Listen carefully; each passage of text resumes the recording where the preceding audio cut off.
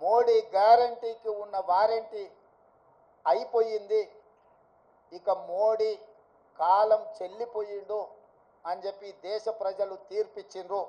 దానికి సంబంధించి ఈ ఎన్నికల్లో బీజేపీకి ఎన్డీఏకు 42.9% ఓట్లు వస్తే ఇండియా కూటమికి 41.1% ఓట్లు వచ్చినాయి. దాదాపుగా సరి సమానంగా ఓట్ల శాతం వచ్చింది. సీట్లు కూడా దాదాపుగా పోటీ పడే విధంగా రావడం జరిగింది. జాతీయ రాజకీయాలలో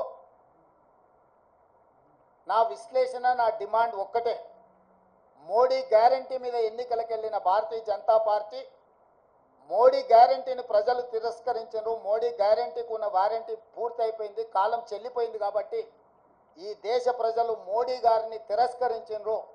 తక్షణమే నరేంద్ర మోడీ గారు ప్రధానమంత్రి పదవికి రాజీనామా చేసి మళ్ళీ ప్రధానమంత్రి పదవి చేపట్టకూడదు. ఎందుకంటే ఆయన నాయకత్వాన్ని ఆయనను చూపించే ఓట్లు అడిగినరు. ప్రజలు ఆయన నాయకత్వాన్ని, ఆయన గ్యారంటీని తిరస్కరించారు. కాబట్టి 140 కోట్ల ప్రజల యొక్క తిరస్కారానికి లోనైన నరేంద్ర మోడీ ప్రధానమంత్రి పదవి చేపట్టకూడదు. ఇది 4 కోట్ల తెలంగాణ ప్రజల తరఫున కాంగ్రెస్ పార్టీ నాయకుడిగా నేను డిమాండ్ చేస్తున్నా.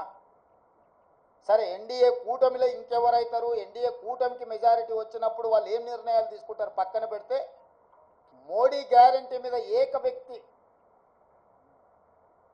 చూపించి మీరు ఓట్లు ప్రజల దగ్గరికి వెళ్తే ఆ ఏక వ్యక్తిని ప్రజలు తిరస్కరించారు. కాబట్టి భారతీయ జనతా పార్టీ నరేంద్ర మోడీ గారిని రాజీనామా అడగాలి, రాజీనామా చేయించాలి.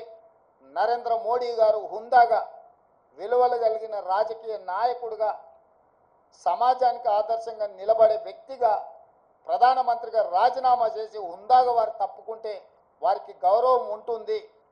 లేదు, నేను ఇట్లనే ప్రధానమంత్రికి కొనసాగుతా, 3వసారి ప్రమాణ స్వీకారం చేస్తా, కుట్రల కుతంత్రాలకు నేను తెరలేపుతా అని నరేంద్ర మోడీ గారు